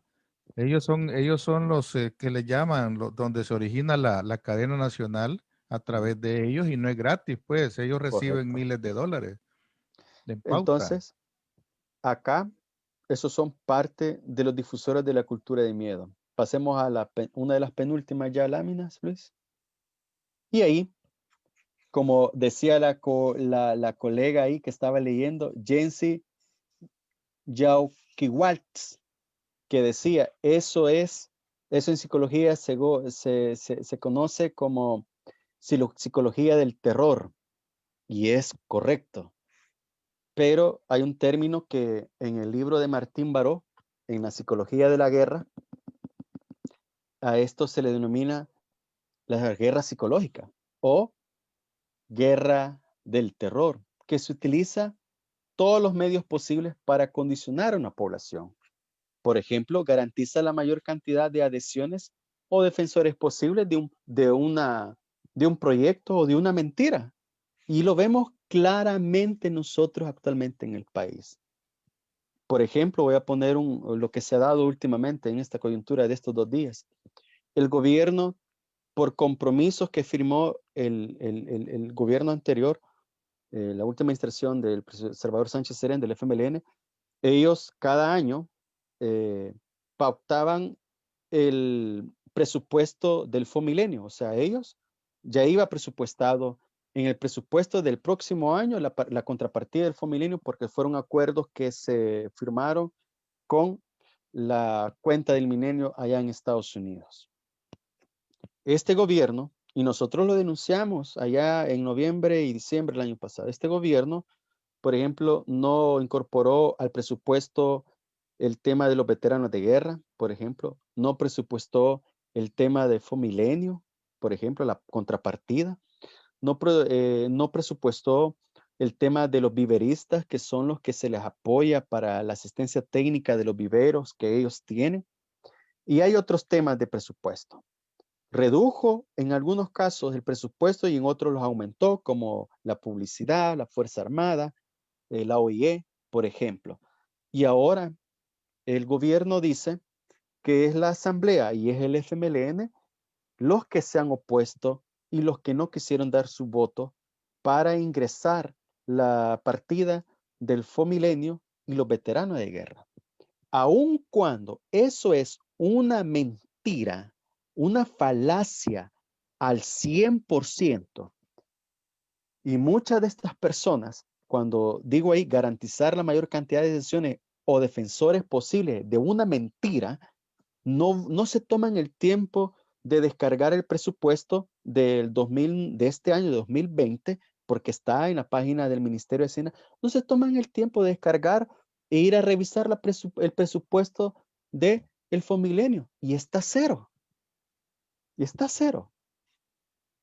Y así hay muchos otros temas donde posicionan mentiras como verdades. Y las personas, como ya están en medio del terror, y como te decía, no importa con quiénes lo haga, cómo lo haga, me interesa que lo haga, que me cuide, que me proteja y me defienda.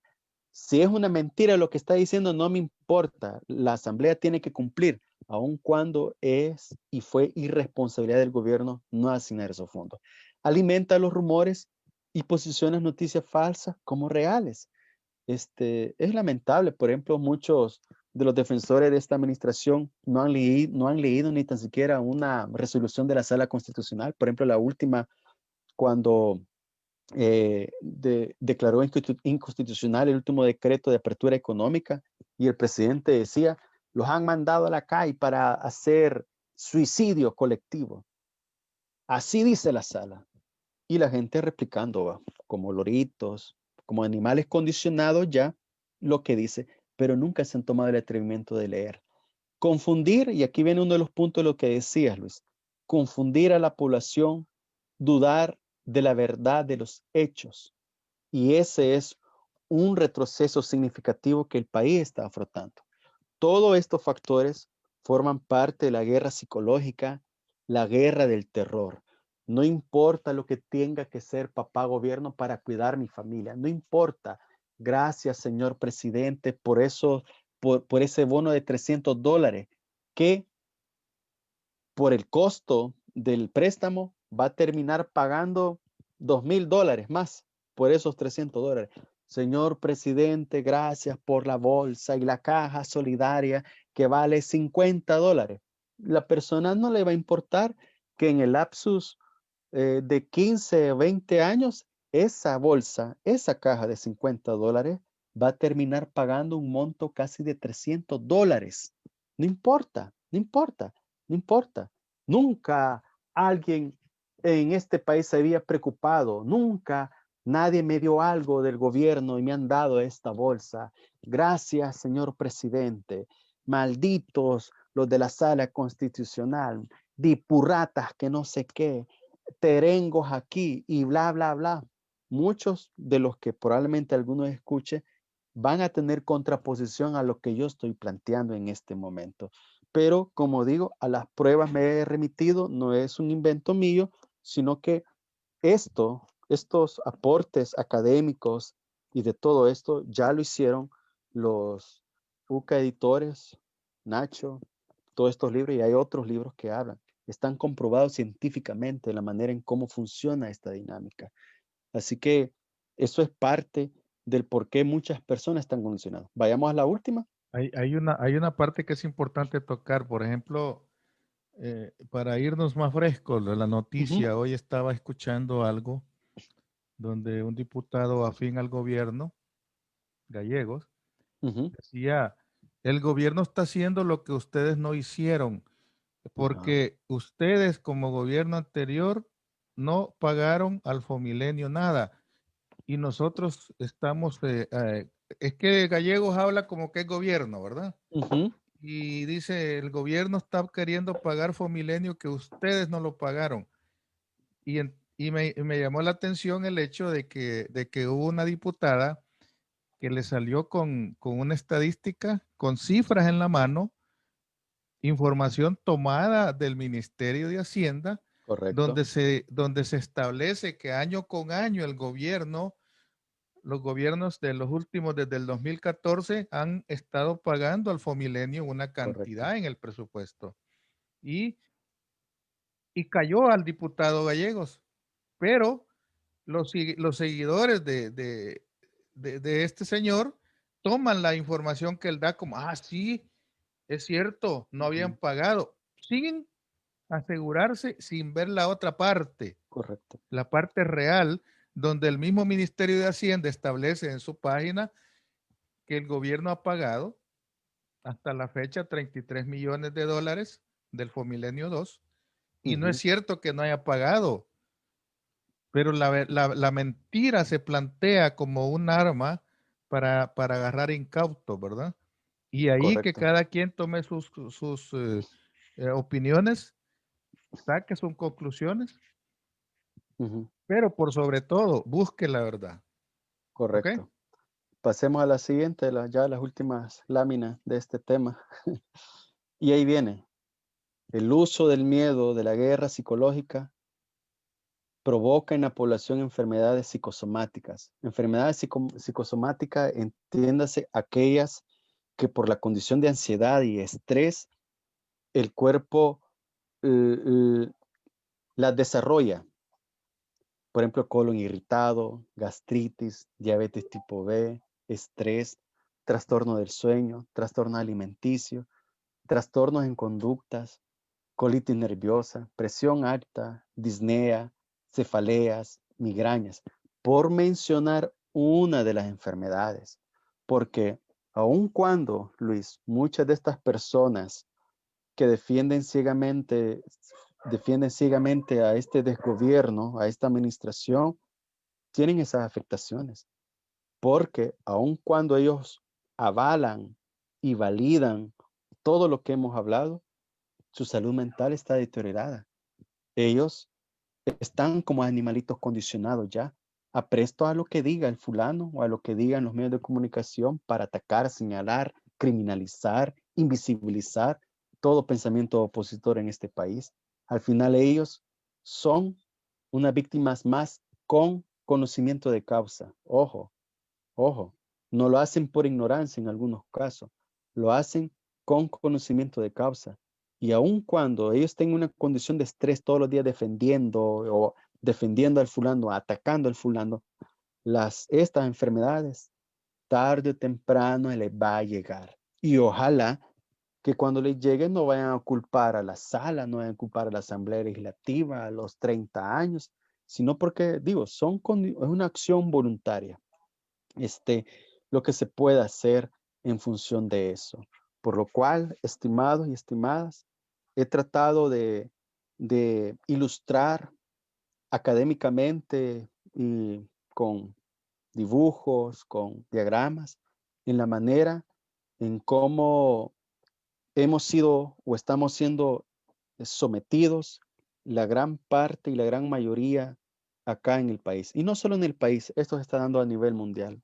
Los que están viendo en Estados Unidos tienen otra dinámica. Por ejemplo, en la condición de las elecciones de noviembre con Joe Biden, por ejemplo, Trump acusa a los demócratas que se están oponiendo para conseguir la vacuna, que con Biden la situación económica con China va a ser más compleja, más difícil. Entonces, todos los gobiernos, las democracias en todo el mundo, uno más que otro ha sido afectados.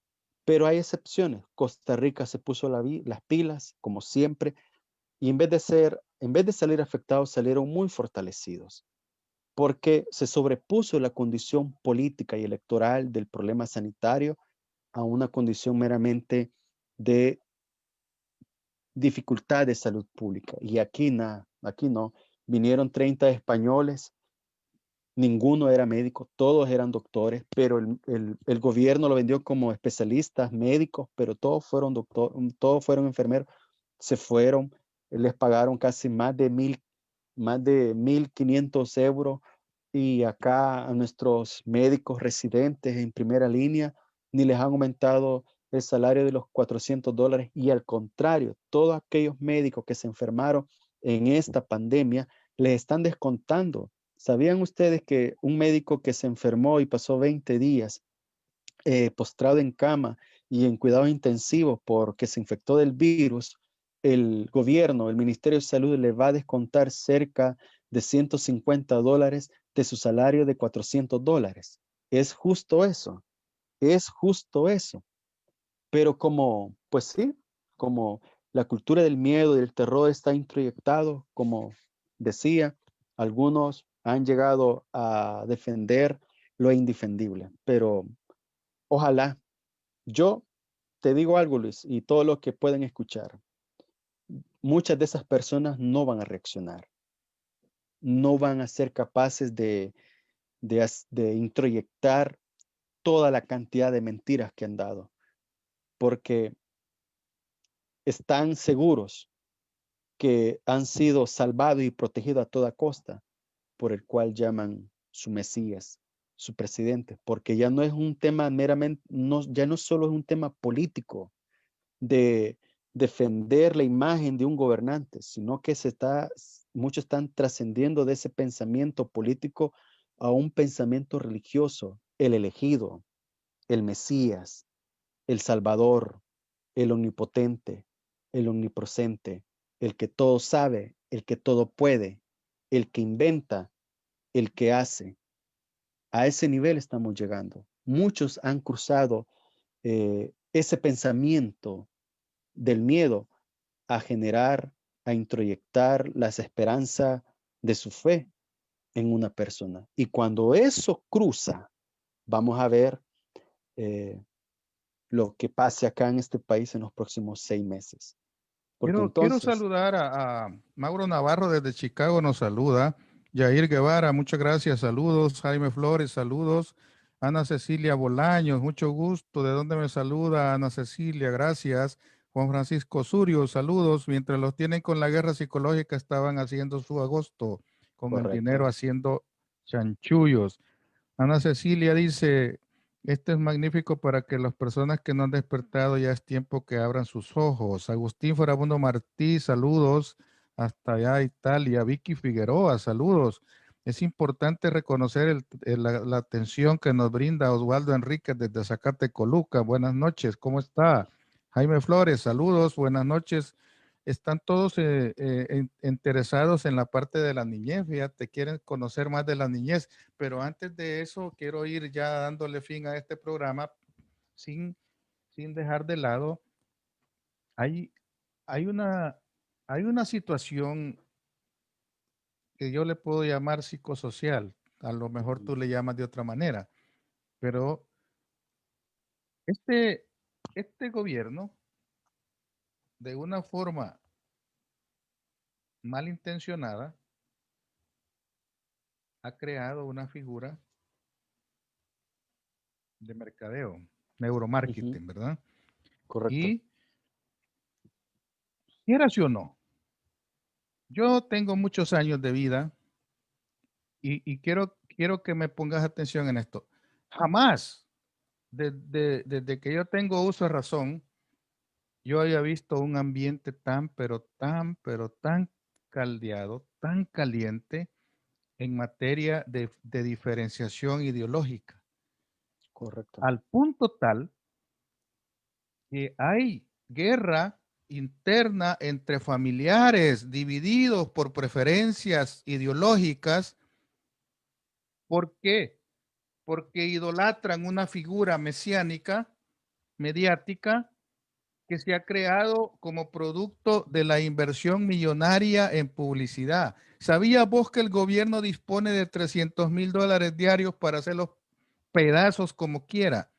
Sí, pauta Solo el publicitaria. presupuesto, solo Ujú. presupuestado, Solo hoy bien, presupuestado. más todos los gastos reservados que tiene, más todo lo que tiene dentro de las carteras de Estado como parte del aparato de comunicación pagado, que ellos le llaman relaciones públicas, ¿verdad? Ujú.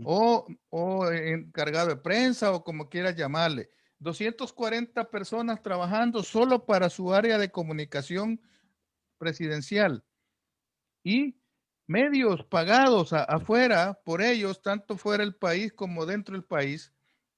Y a mí lo que no me ha gustado para nada es esa división entre hermanos que se ha creado, esa Ujú. división entre hermanos que es tan dañina, porque yo te lo digo con propiedad.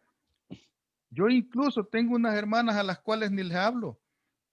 ¿Ah? ¿Por qué? Ujú. Porque yo no voy a entrar en esa guerra psicológica. Ujú. Yo Correcto. no voy a entrar a disputar ideologías. Yo no voy a entrar a querer imponer nada. Pero los seguidores del actual gobierno, a pesar de que le están poniendo todos los casos así, bien frescos, siguen negándose.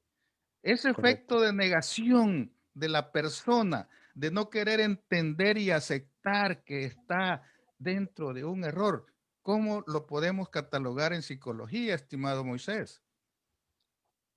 Eh, Cuando la psicología del miedo y el terror ha generado un impacto en los pensamientos y en las actitudes de las personas, entran en una fase que se llama descompensación de la realidad. La descompensación de la realidad que una persona afronta es cuando ya no diferencia entre lo bueno y lo malo, entre la mentira y la verdad, entre blanco y negro, entre otro tipo de situaciones.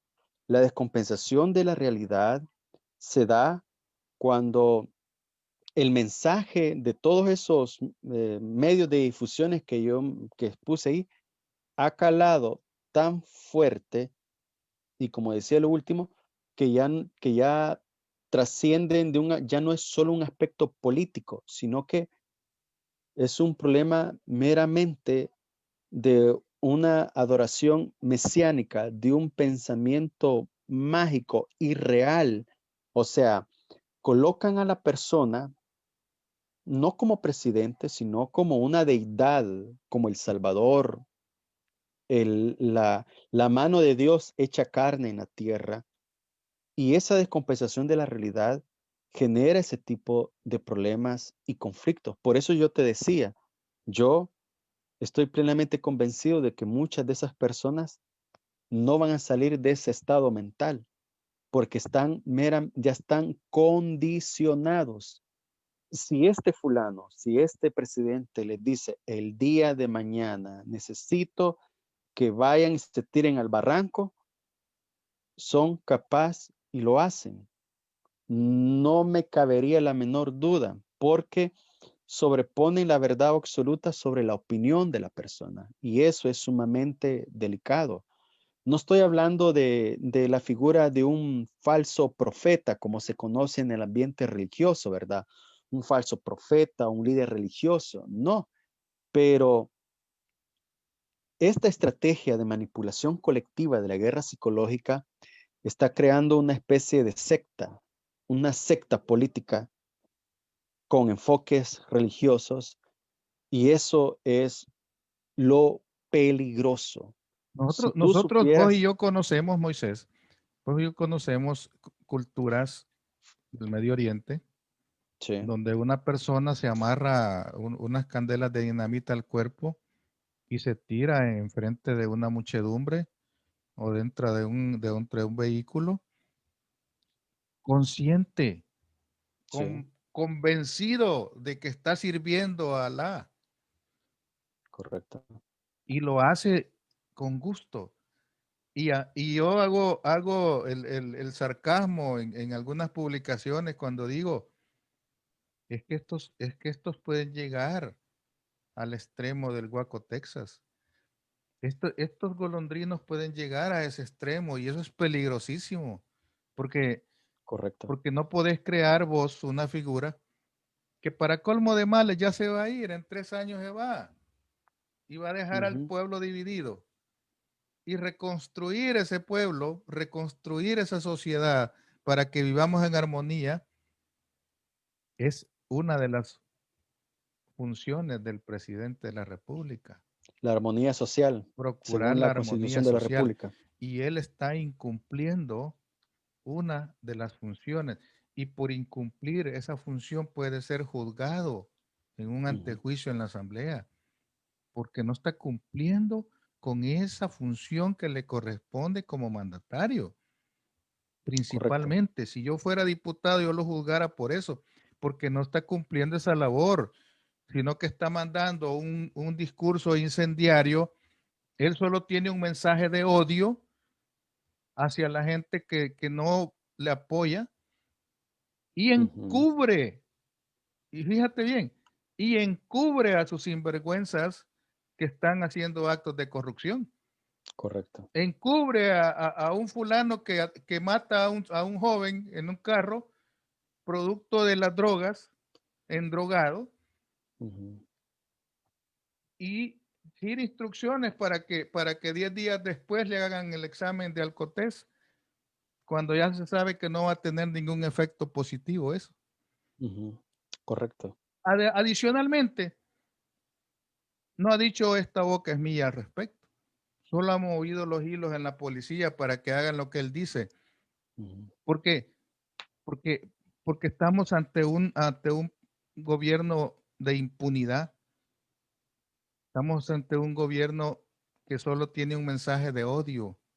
Psicológicamente hablando, yo quiero que te despidas con la audiencia que ha estado fiel a este espacio, a las cuales yo le agradezco mucho que hayan tenido la bondad de estar en este programa, porque este programa es de carácter educativo, porque sirve para orientar que las cosas no se dan solo por arte de magia, o que algo sucede porque tenía que suceder, sino porque hay una mente que se le llama una mente maquiavélica, ujú, generando una distorsión y está riéndose de ver cómo los demás están actuando.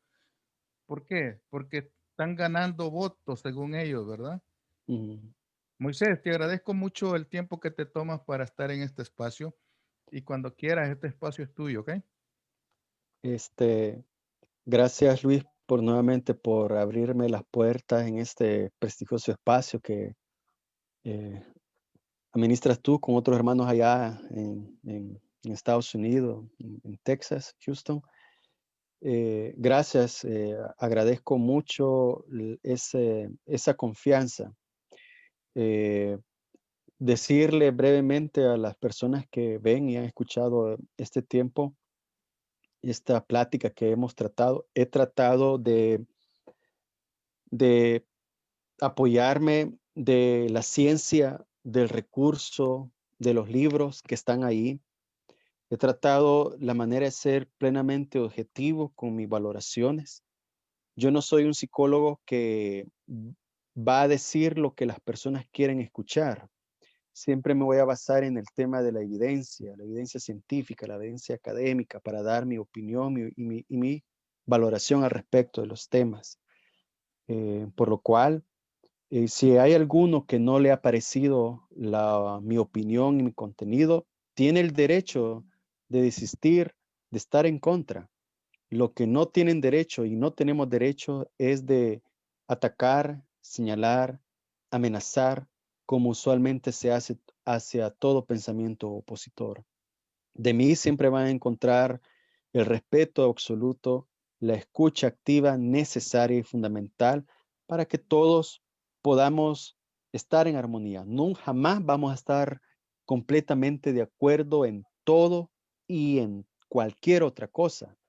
Por eso es que estamos en un sistema democrático y eso hay que defenderlo. Mis papás, mis abuelos vivieron épocas difíciles en el tema de la guerra y yo creo que todos los defensores de derechos humanos tenemos una obligación con el país mismo de evitar que episodios anteriores vuelvan.